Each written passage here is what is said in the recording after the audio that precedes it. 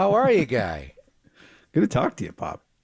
Good to talk to you, man. I listened to your John Lynch interview. You're concerned about the Stingers for Brock, huh? Uh, I wouldn't. I don't know if "concern's" the word. I'm just aware of them. Yeah. I mean, Well, he never I don't had know. one What in do his you? career, and then he got he got hit by Dennis Gardeck in Arizona. That was kind of a weird one because he hit him high and on the side of the head, and then Clowney got him on Christmas night, and he could have come back into the game. It was a momentary shot of pain. He did come back into the Arizona game. He was back in 3 snaps. So you don't want your quarterback leaving in the middle of the series, obviously. So it is a concern. And once that nerve gets hit, maybe reason, as John Lynch said, he had a series of them, and it could be an issue if he gets hit. So I say don't let the quarterback get hit in this game would be the one thing. And then the other part of it was just how good Sam Darnold played. I mean, he came in immediately and moved the team. His throwing arm, the way the ball comes out of his hand. You don't know when you watch, especially when he's running 49er scout team up against the number one defense, or was the number one defense in football. Baltimore's is pretty good and a few other ones. Cleveland's pretty good. It's hard to move the ball against them, but he fights and he gets into it the way Brock did, the way Jimmy did when he was running scout team. And then you see him get into a game, and he had been in a couple of mop-up roles, really not looking to push the ball, but he did in this game. And the touchdown pass to Ronnie Bell, he threw the pick at the end. But I thought Sam played really well on Christmas night. It does give you some confidence that if he needed to go into a game in a situation that he'd be able to function. I think more than function, right? I mean, you're hoping it doesn't happen because Brock's played so well, and the irony is it really hasn't needed to happen this year, even though they have the safety net of Darnold. But I'm kind of with you, Pop. I liked what I saw in finally getting an opportunity to see him. Well, I've been a big Sam Darnold fan going back to his USC days. He's such a great athlete, and he forced the ball. You saw him a lot in college, guy. He turned the ball over way too much, but his ability to throw on the run and specifically roll into his left is almost Andrew Luck-like. And we've seen it in the NFL. He had a touchdown pass against the 49ers during the pandemic year. We weren't there. We were doing the game on monitors at Levi's, but he rolled to his left and he hit Braxton Berrios for a touchdown. Mm-hmm. It was the end of a game, and it was a blowout. Jets weren't very good. And it was like, wow, what a play. I know the Niner coaches saw that, and they're just scouting him and always had an eye on him. USC runs the outside zone and the keep and the boot game off of it, and he's so good at that that he would be a natural fit. And he just was in bad situations, but he played great last year in Carolina, the last 6 games. I thought he figured it out. They had a strong running game. Steve Wilkes managed the game, and play action, he was dicing. And then in training camp, he looked good. He looked good in the offseason. He had to learn the terminology a little bit. But anyway, and then even in the Arizona game, JD, when he came in for Brock for those 3 snaps, he was poised. He held the ball. He didn't rush the ball out of his hand. He had one that was really hot to Kittle, and George probably should have caught the ball. And then, he had one when he first got in the game on Christmas night where he threw an outcut outright. I think it was to George. It was like, whoa, wow.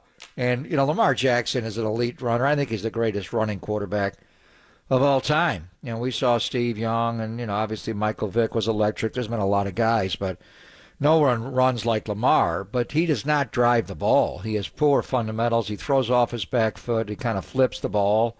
So when a guy like Sam Darnold comes in, and Brock's got a good arm, but not like Sam Darnold, it just kind of jumps out at you. Wow, Sam's got a big-time throwing arm.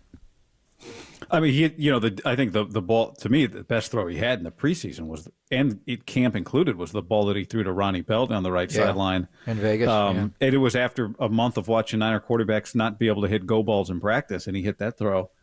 But I thought not that we didn't intend to start just talking about Sam Darnold, but I thought the one thing from the Carolina tape at the end, watching it last year, was that it felt to me like he held onto the ball too long. Sometimes he would extend plays too long. And I don't know what happened on the sack on the goal line where they're, a score away from, they've got 3 timeouts. They're going to kick the ball off with 3 timeouts to Baltimore.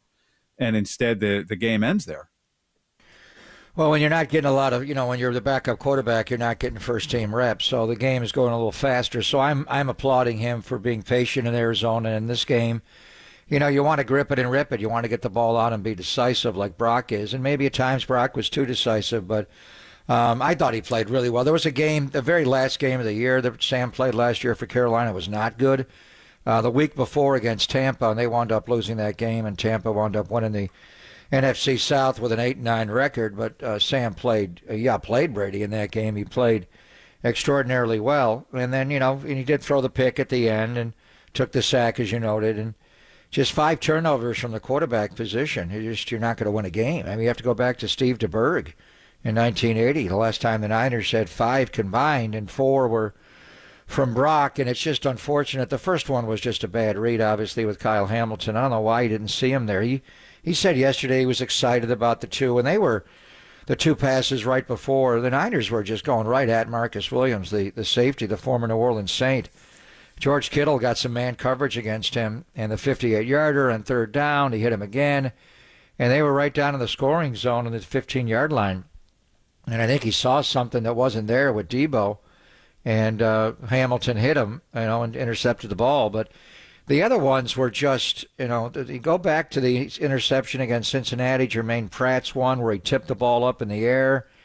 The tip balls are just unfortunate here, and that was a highly unusual call. Mike McDonald taking it to the streets, the Baltimore Raven defensive coordinator, calling a double corner blitz, and we thought they were cat, which is slot corners. The Niners just condensed their wide receiver formation so tight, a lot like the Rams used to, mainly. I don't know if they're still doing it now, a little bit more opening up with Puka. But anyway, everything is so tight where the wide receivers are right on top of the tackles, where those corners don't have to come from great depth. And McDonald sent both corners, Brandon Stevens off one corner, Marlon Humphrey off the other. When do you ever see that?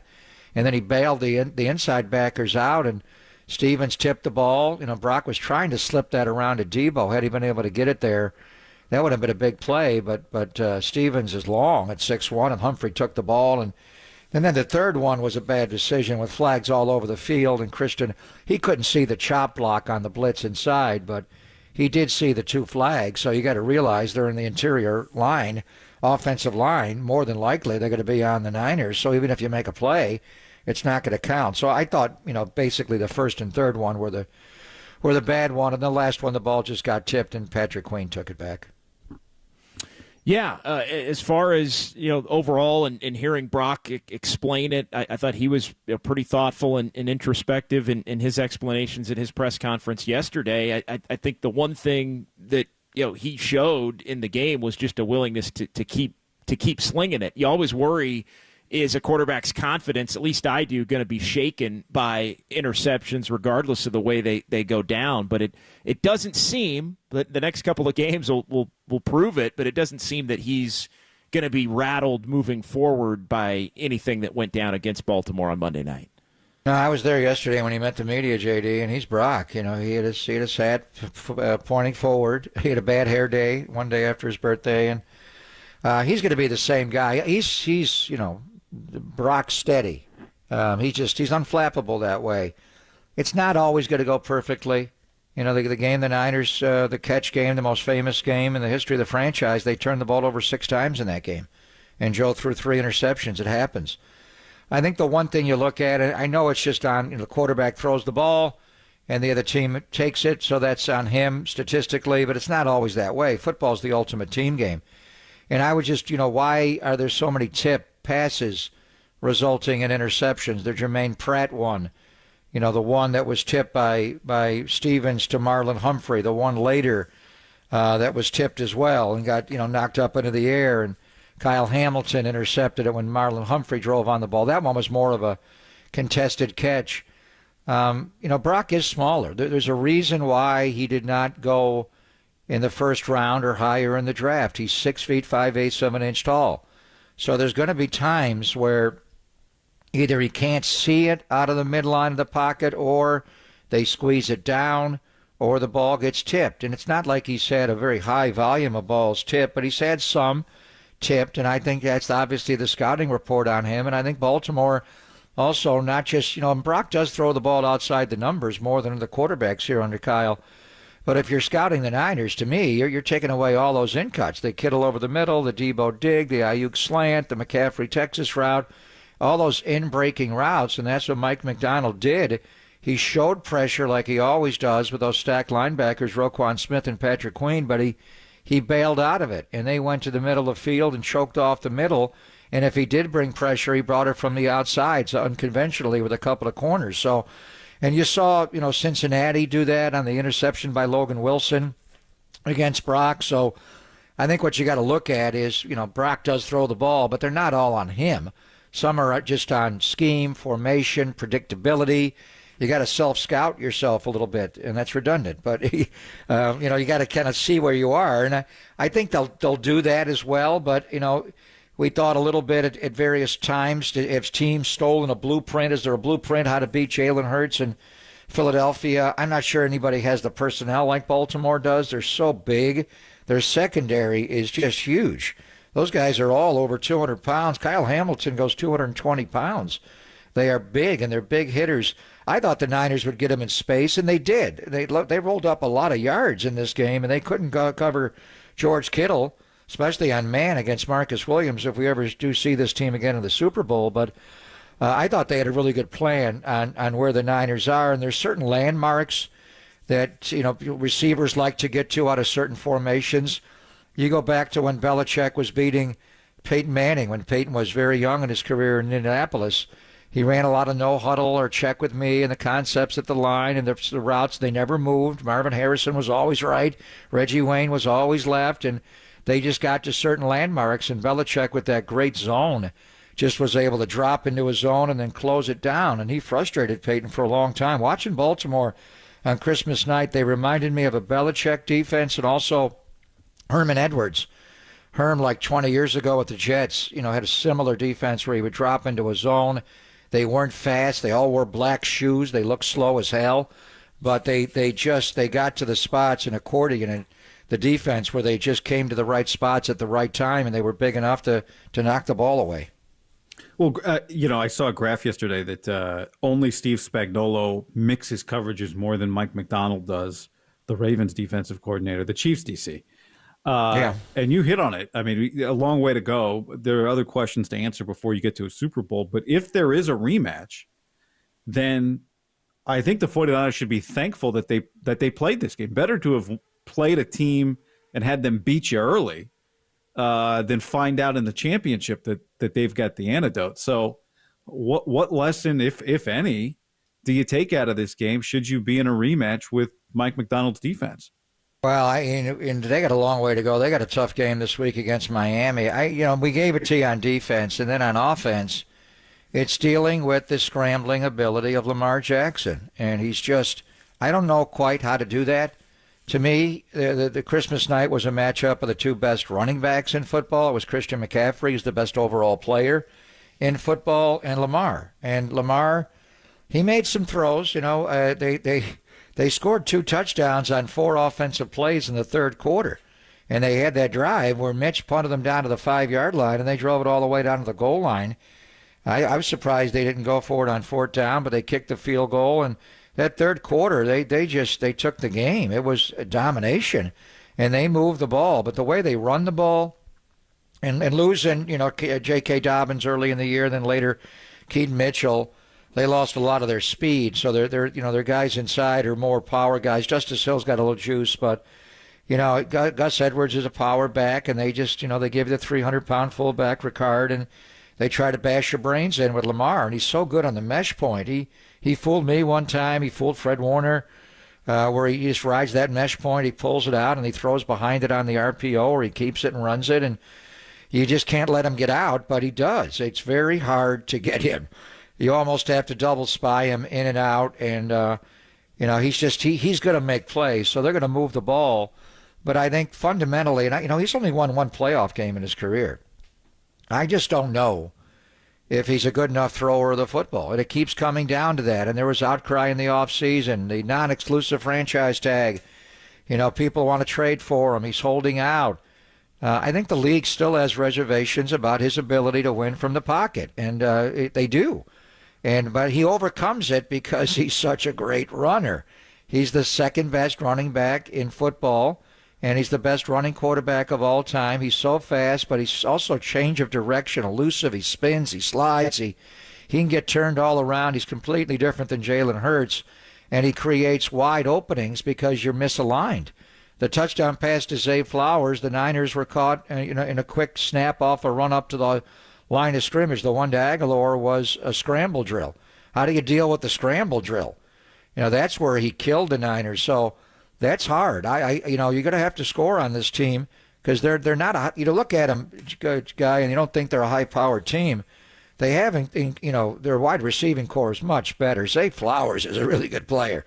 He's their best wide receiver. OBJ's not that guy anymore. Aguilar is a good player. Bateman and the tight end likely. They may get Mark Andrews back at some point off that ankle injury. If they do make the Super Bowl, he could maybe play in that game. But it is the fact that his running ability and the fear of him pressing the line of scrimmage causes bust in the secondary and then hell when he just wants to go run like he did at 30-yarder right before halftime to get in the field goal range. So I think they'll change up their defense a little bit. They would have to be since the Niners have seen it. But who they are offensively is who they are. And how do you deal with Lamar's legs? Greg, I want to get into the Commanders game a little bit because it's a big one. And the 49ers lost their advantage as far as needing to win 2 of the final 3 to get the 1 seed. So now the margin for error is gone. They have to win on Sunday. They have to finish by beating the Rams, and if they do that, I think they'll get the reset and the 1 seed and the home field advantage that they covet so much and has been a goal of theirs, I think, going back since they were eliminated in Philadelphia last January. What's your sense on the injury front as far as how banged up the 49ers came off of the Ravens game as it relates to Sunday, and just kind of your general impressions of a game that everybody thinks they're going to go win, but short week, cross-country flight, all that stuff. Commanders in disarray with their whole coaching staff and regime being gone here in short order with the new ownership. Just to kind of get into the Commanders a little bit. Well, my biggest fear going into the Christmas night game was you lose the game, you get injured, and you wake up the next day and it's Tuesday morning. And you're like, damn, we got to go to Washington like now. So it's hard.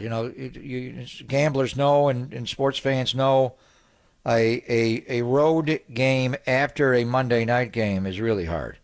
And when you compound Christmas on top of it and the importance and attention of the game against Baltimore, it was going to be a hard game. And they're getting through it. Yesterday's practice had a little more bounce to it. Wednesday was just a walkthrough.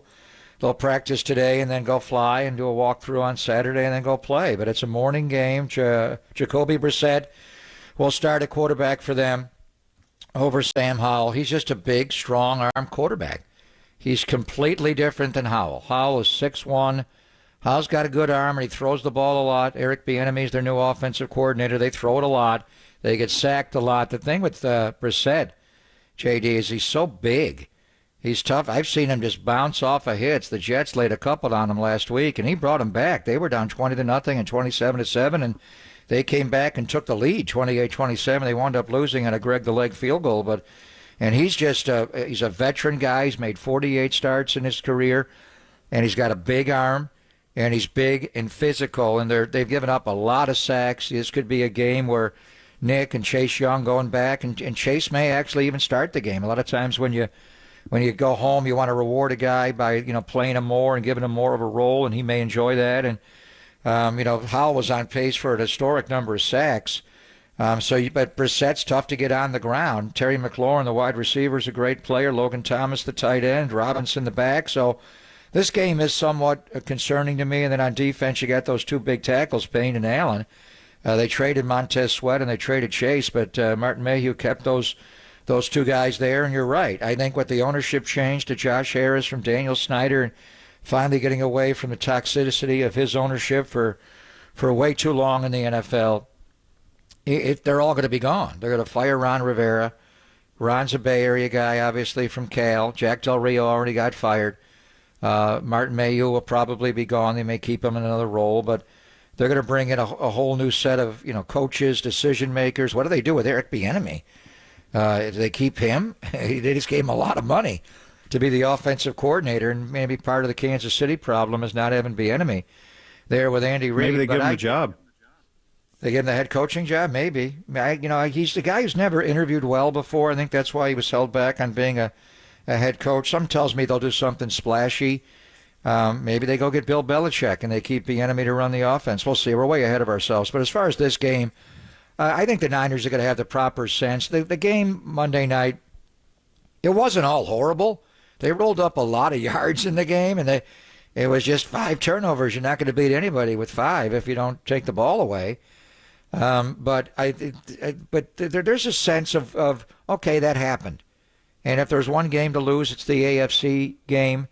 You know, you don't want to do it against Baltimore if you see them in the Super Bowl, but we'd love to see them in the Super Bowl, hell. But if they win these 2 games, and this game Sunday is challenging, there's no doubt, there is a scenario where the Niners can clinch on Sunday if Detroit loses to Dallas, which is quite possible, and then Philadelphia would have to lose to Arizona. It doesn't seem likely that Arizona could stop Philadelphia's running game, but Jonathan Gannon is Arizona's head coach, and you know he was the defensive coordinator in Philadelphia, so he ran against that defense, and I think he would know the predictability of Philadelphia's defense and you know how they kind of sit there and just run their stuff, and you have an idea what they're going to do. You just got to be able to stop it. So, but the game next week against the Rams, if that doesn't occur, that is going to be a huge football game. And the LA Rams are playing as well as anybody in football right now. But I do think they're kind of over the haze, and it's a weird time between Christmas and New Year's, and you got family coming in from out of town. And the game was a problem. And I think they're going to be fine on the offensive line. They're going to have enough guys to move people around. I heard John talking about Jair Brown's injury, and he did have that early in the game, and that was part of the reason, you know, he lost Gus Edwards on a check down. He came out of blitz and didn't get Lamar on the ground. Lamar's hard to sack, but Jair wasn't quite himself. So I think they're going to have to move some people around in the secondary, and it's quite possible Logan Ryan winds up playing quite a bit in this game. A guy who's played a lot of snaps in the NFL and won some Super Bowls with the Patriots. So the secondary will look a little bit different, I think, on Sunday. The biggest question to me is just with this offensive line. What happened in that game on Monday, the 4 interceptions were the reason you're in that position. But ultimately, the offensive line, you will not be able to function if you're dealing with that every week. So where do you think they are with that? And what are the depending on how big the problem is, what are the solutions? John Feliciano that guy's played great football. And whether you play him at left guard or right guard, he plays left guard for Banks, he plays right guard for Burford. Hell, last year he was the New York Giants starting center. And he knows how to play these 2 monsters inside. The strength of the Washington team, I think they got to be their 2 highest paid players, and their 2 best players are Jonathan Allen and Deron Payne. They traded Montez Sweat and Chase, but they didn't trade those guys. And they paid them, and their game records, you got to block them right inside. And everything I'm talking about with Brock and tip balls and 6 feet, 5/8 of an inch tall and all that, those guys collapse the pocket. They could wreck the game. So you've got to be strong in the interior. If Banks can't go in this game or Burford, you could slide Feliciano to either spot. So as long as you can get one of them to play, and Burford did play on Monday night, so I expect him to be able to go. Trent looks like he's practiced the last couple of games, and he got McKivitz at right tackle. So I think they'll be fine on the offensive line. But John Feliciano, guy, very, very quietly, has been one of the unsung heroes on this football team. His ability to play either guard spot, and he's gone back and forth between left guard and right guard, and he also can play. He's your backup center as well if Brendel goes down. So I think you overcome all this. Now, you don't want to get any injuries during the game, but you do have Matt Pryor back on the roster. You got Ben Barch on the roster, and you got Jalen Moore. So you've got 3 backups. Let's just not use them.